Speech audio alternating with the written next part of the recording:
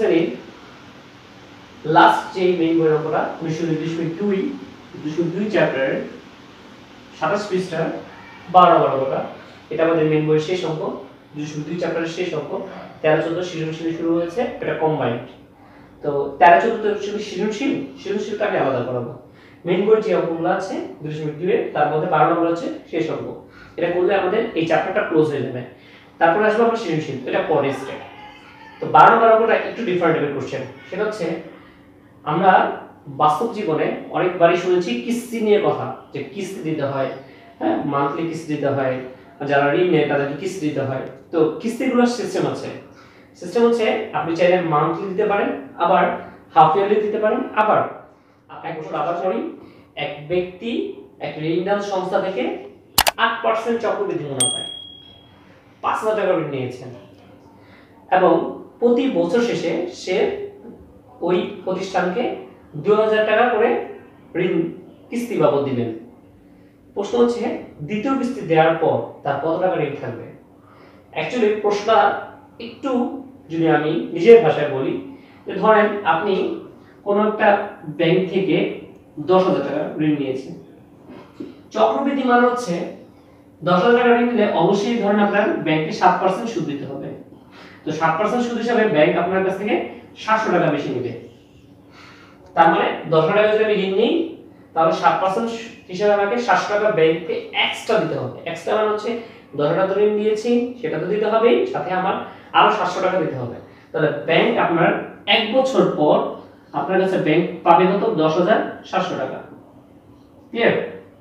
এখন আপনি ব্যাংকে বলবেন যে আমি কিস্তিতে টাকাটা পরিশোধ করব, তখন ব্যাংক একটা সিস্টেমে থেকে আপনাকে বলে দিবে যে প্রত্যেক ইয়ারে, সাপোজ আপনাকে বলে দিল যে প্রত্যেক ইয়ারে আপনাকে 3,700 টাকা দিতে হবে। কত টাকা দিতে হবে? 3,700।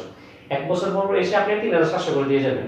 তাহলে আপনি কিন্তু ব্যাংক আপনার কাছে এক বছর পর কত পাবে? 10,700।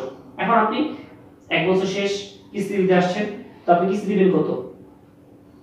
কিস্তি দিবেন আপনি 3,700। তাহলে 3,700 টাকা আপনি দিয়ে দিলেন, তাহলে ব্যাংক আপনার কাছে 3,700 টাকা পেয়ে গেল। এবার ব্যাংক আপনার কাছে পেয়ে দেবে কত? 10,700। আপনি দিলেন কত? 3,700। বাদ দিলে কত হয়? 0 0 0 আর এখানে থাকে 7,000। তার মানে ব্যাংক আপনার কাছ থেকে এখন 7,000 টাকা পাবে। এটা এক বছর পর। তো ব্যাংক কিন্তু আবার সুদ দেবে 7%। তো আপনি কিন্তু এক বছর পর কিস্তি দিতে আসছেন 3,700। দেন আপনি আবার এক বছর পর কিস্তি দিতে আসবেন। তো আবার এক বছর পর আপনি কিস্তি কত দিবেন? আপনি তো বলছেন 3,700 টাকা দিবেন। তাহলে এক বছর পর আরো এক বছর পর মানে দ্বিতীয় বছরে দ্বিতীয় কিস্তি আপনি কত দিবেন? 3,700, কারণ আপনার সাথে কন্ডিশন ছিল 3,700 করে দিতে হবে। কিন্তু প্রশ্ন হচ্ছে ব্যাংকে এখন আপনার কাছে 7,000 টাকা পায় না, ব্যাংক কিন্তু আরো একটা বছরের জন্য 7% সুদ প্লাস করবে। কারণ ওরাও কিন্তু 7% সুদ পাবে, কারণ ও যে টাকাটা আপনাকে ঋণ দিবে সেই টাকাটা আপনি 7% সুদ নেবেই। তাহলে আপনি প্রথমে নিয়েছিলেন 10,000, 7% হিসেবে 700, ব্যাংক আপনার কাছে পায় 10,700, আপনি ব্যাংকে দিয়েছেন 3,700, থাকে কত? 7,000 টাকা ব্যাংক আপনার কাছে পায়। কিন্তু আপনি যে 7,000 টাকা আজ পরিশোধ করেন নাই, এই টাকাটা ব্যাংকে আরো একটা বছর ঋণ হিসেবে রয়ে গেছে, তাই ব্যাংক এই 7,000 টাকার উপর আবার 7% সুদ নেবে। তো 7% সুদ দিলে ব্যাংক আপনার কাছে পাবে 7,700। এর টোটাল 7,700 টাকা ব্যাংক আপনার কাছে পাবে। দেন আবার 3,700 টাকা বাদ দিবেন, বাদ দিলে এখানে হবে 0 0 0 4 4 5 6 7 4,000। তাহলে ব্যাংক এবার আপনার কাছে 4,000 টাকা পেল। তার মানে প্রথম বছর একটা টাকা অ্যামাউন্ট ঋণ নিলে তার সুদ সহ যে সুদ আসল আছে 10,700, তো কিস্তি দিলে 3,700 বাদ দিবেন। বাদ দেওয়ার পর এইটা আবার দ্বিতীয় বছরের জন্য শুরু হয়ে যাবে। তো যেটা বললাম যে আপনাদের এই প্রশ্নটা একটু আপনাদের কাছে কঠিন লাগবে, একটু কঠিন হতে পারে। ক্লাস 8 এ পড়েন, তো যখন আরেকটু বড় হবেন কিস্তি জিনিসগুলো বুঝবেন তখন ধীরে ধীরে বুঝে যাবেন। ক্লাস 9 10 এ আপনাদের ফাইনান্স চ্যাপ্টার বইটা আছে, কমার্সের স্টুডেন্টরা তারা ওই ক্ষেত্রে কিস্তির অঙ্কগুলো আরো ভালো করে বুঝতে পারবেন। তো আমি একটু চেষ্টা করেছি আপনাদের বোঝানোর জন্য, ট্রাই করবেন একটু ভালো করে বুঝবেন। প্রথম যে প্রশ্নটা 12 নম্বরের যে প্রশ্নটা পড়ি, যে একজন ব্যক্তি ঋণদান সংস্থা থেকে 8% চক্রবৃদ্ধি মুনাফায় 5,000 টাকা ঋণ নিয়েছেন। তিনি প্রতি বছর শেষে মানে একটা বছর পরে এসে উনি 2,000 টাকা ব্যাংকে পরিশোধ করবেন। এরকম ভাবে তিনি কিস্তি দিয়ে যাবেন। তো প্রশ্ন হচ্ছে দ্বিতীয় কিস্তি দেওয়ার পর তার আর কত টাকা ঋণ থাকবে। তাহলে প্রথমে তো আমি দেখি, প্রথমে একদম সবকিছু ভুলে যাই, প্রথম লাইনটা পড়ি। উনি ঋণদান সংস্থা থেকে 8% চক্রবৃদ্ধি মুনাফায় 5,000 টাকা ঋণ নিয়েছেন। তাহলে 5,000 টাকা ঋণ নেওয়ার কারণে এক বছর পর ব্যাংক আপনার ওনার কাছে কত টাকা পাবে সেটা আগে হিসাব করে নিই। ফলো করি। এখানে আসল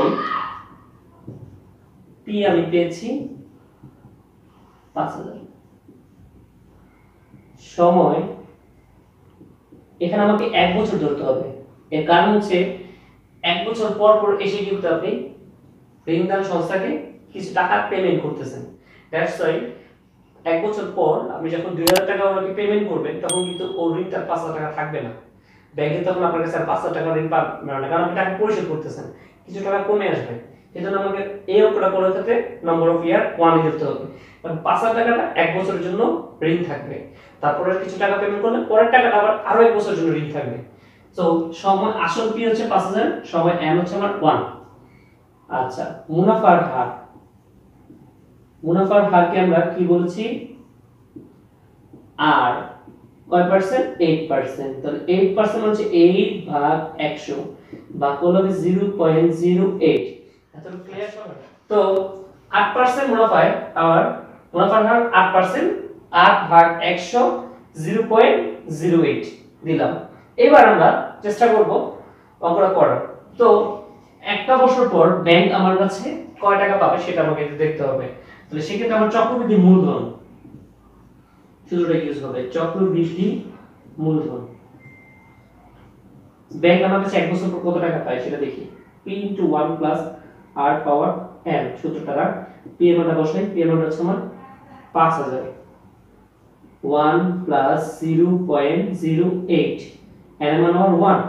তাহলে 5,000 ইনটু এটা যোগ করলে হয় 1.08, আর 1 এর কোনো ভ্যালু নেই, আমি এটা গুণ করে নিই ক্যালকুলেটরে। 5,000 ইনটু 1.08, তাহলে ব্যাংক আমার কাছ থেকে 5,400 টাকা পায়।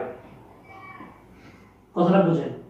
5,000 টাকা নিয়েছেন এক বছর ব্যাংকের কাছে, ব্যাংক আপনার কাছে 5,000 টাকা পেত। আপনি যখন 5,000 টাকা ঋণ নিয়েছেন, লোকটা সে একটা বছর যদি ঋণটা খাটে, একটা বছর যদি সে ঋণটা নিয়ে থাকে, তাহলে তার 8% সুদ হিসেবে ব্যাংক আপনার কাছ থেকে এখন এক বছর পর 5,400 টাকা পাবে।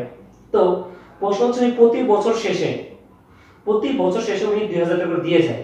কারণ ব্যাংক যেখানে আপনার কাছে 5,400 টাকা এক বছর পর পাইতো, লোকটা কি করলো? 2,000 টাকা ব্যাংকে পেমেন্ট করে আসছে। ব্যাংকে যখন উনি কোশ্চেন করছে যে আপনারা এখন আমার কাছে কত টাকা পান সুদ সহ, তখন ব্যাংক বলছে আপনি ঋণ নিয়েছিলেন 5,000, এক বছর পর আমরা আপনার কাছে এখন 5,400 টাকা পাই। তো লোকটা এখন কি বলছে যে ঠিক আছে, আমি আমার প্রথম কিস্তি দিচ্ছি 2,000 টাকা।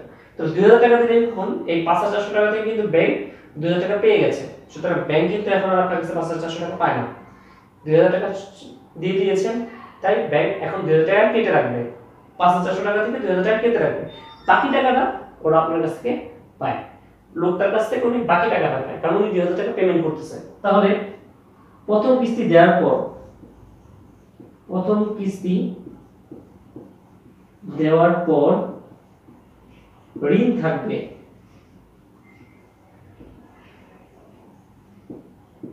5,400 মাইনাস 2,000 টাকা, তাহলে 3,400 টাকা। Is that clear? তাহলে প্রথম কিস্তি দেওয়ার পর আমি ঋণ বাবদ লোকটা, এখন ব্যাংক ওই ঋণদান সংস্থা বা ব্যাংক যাই বলি, তারা কিন্তু আপনার কাছে এখন 3,400 টাকা পাবে। Is that clear? তো প্রথম কিস্তি শেষ, কিন্তু ঋণ কিন্তু শেষ হয়নি। প্রতিষ্ঠান কিন্তু এখন আপনার কাছে 3,400 টাকা পায়, কারণ আপনি এক বছর পর 5,000 টাকা যখন ঋণ নিয়েছিলেন, এক বছর পর ব্যাংক সুদ সহ তারা আপনার কাছে 5,400 টাকা পেত। আপনি প্রথম কিস্তি 2,000 টাকা দিয়ে দিয়েছেন, তাহলে তারা এখন আপনার কাছে 3,400 টাকা পায়। এখন 3,400 টাকা আপনি কি সাথে সাথে পরিশোধ করবেন? না, আপনি পরিশোধ করবেন দ্বিতীয় কিস্তি। দ্বিতীয় কিস্তি কবে? আবার এক বছর পর। তাহলে 3,400 টাকা কিন্তু ওরা এক বছর বসা রাখবো আপনার কাছে। সুতরাং আপনার কাছে এক বছর বসা রাখা মানে কি? তারা সুদ দিবে 8%। এক বছর ঋণ নিলেই সুদটা দিতে হবে। যত টাকা ব্যাংক আপনার কাছে পান, আপনি যদি সাথে সাথে পরিশোধ না করেন, তাহলে ব্যাংক তার 8% সুদ অবশ্যই নেবে। আবার এবার আপনার কাছে ঋণদান সংস্থা, ব্যাংক যাই বলেন, ওই ব্যক্তির কাছে কিন্তু সে এখন আর আপনার কাছ থেকে 5,000 টাকা পায় না, 5,400 টাকা পায় না, কারণ আপনি 2,000 টাকা পরিশোধ করার পর সেই প্রতিষ্ঠান তার কাছে ব্যক্তিটার কাছে ৩৪০০ টাকা পায়, তাহলে সেই ৩৪০০ টাকাটাই এখন আবার সে এক বছর পর এসে ২০০০ টাকা পরিশোধ করবো। তাহলে ৩৪০০ টাকা তার বসে থাকবো না, এই টাকারও একটা সুদ আছে, এই সুদটাও কিন্তু প্রতিষ্ঠান নিবে। তাহলে ফলো করেন আবার আসল পি এখানে ৩৪০০, কারণ প্রথম ইনস্টলমেন্ট দেওয়ার পর প্রতিষ্ঠান আপনার কাছে ৩৪০০ টাকা পায়। এটা আপনি মনে রাখবেন যে একটা কিস্তি দেওয়ার পর প্রতিষ্ঠান আপনার কাছে পায় কত? ৩৪০০। সে কিন্তু আর ৫০০ টাকা পাচ্ছে না, কারণ আপনি কিছু টাকা তাকে পেমেন্ট করছেন। দ্যাটস ওয়াই এখন সে আপনার কাছে তার সাথে প্রতিষ্ঠানের সাথে সম্পর্ক হচ্ছে ৩৪০০ টাকা নিয়ে, কিন্তু সেই টাকা তো সে সরাসরি ইনস্টল করবে না, পরিশোধ করবে না, সে পরিশোধ করবে আরো ১ বছর পর। তাহলে টাকাটা আরো একটা বছর তার কাছে পড়ে থাকবে। তাই প্রতিষ্ঠান তার কাছ থেকে একটা বছরের জন্য এই ৩৪০০ টাকার জন্য সুদ নেবে। তাহলে সময় আবার 1, কারণ এই টাকাটা তার কাছে ১ বছর পড়ে থাকবে। এবার মুনাফার হার যা আছে তাই, মুনাফার হার আর 0.08, এর আগে আমরা 8% 0.08 দেখাচ্ছেন, তাই এখানে ডাইরেক্ট লিখে দেব। এবার চক্রবৃদ্ধি মূলধন শুধু কি p * 1 + r পাওয়ার n, n লিখলাম। আচ্ছা, p এর মান হচ্ছে ৩৪০০, 1 প্লাস r হচ্ছে 0.08, n মান হচ্ছে 1, ৩৪০০ 1.08। এবার আমি ৩৪০০ দিয়ে 1.08 দিলাম, ৪০০ গুণন 1.08 গুণগুলো আসে ৩৬৭২ টাকা, আর এই 1 এর কোনো ভ্যালু নেই। এবার ফলো করেন, তবে ব্যাংক বা প্রতিষ্ঠান ৩৪০০ টাকার জন্য ১ বছর পর ওই লোকটার কাছে ৩৬৭২ টাকা পাবে, কারণ ৩৪০০ টাকা তার কাছে ১ বছরের জন্য ছিল। প্রতিষ্ঠান তার কাছে ১ বছরের জন্য ১ বছর আগে ৩৪০০ টাকা পাইতো, সে ১ বছর পর আবার আসছে দ্বিতীয় কিস্তি দেওয়ার জন্য, তখন সে কত টাকা দেবে? তখন সে ২০০০ টাকা দিবে। এখন প্রশ্ন হচ্ছে দ্বিতীয় কিস্তি দেওয়ার পর প্রতিষ্ঠানটি, ওই ব্যক্তি বা ওই প্রতিষ্ঠানটি তার কাছ থেকে কত টাকা পাবে? তাহলে দ্বিতীয় কিস্তি সে দিতে আসবে, দ্বিতীয় কিস্তি এখনো দেয় নাই, তো দ্বিতীয় কিস্তি দেব। তো দেখেন দ্বিতীয় কিস্তি পরিশোধের পর বা দেওয়ার পর যাই বলেন,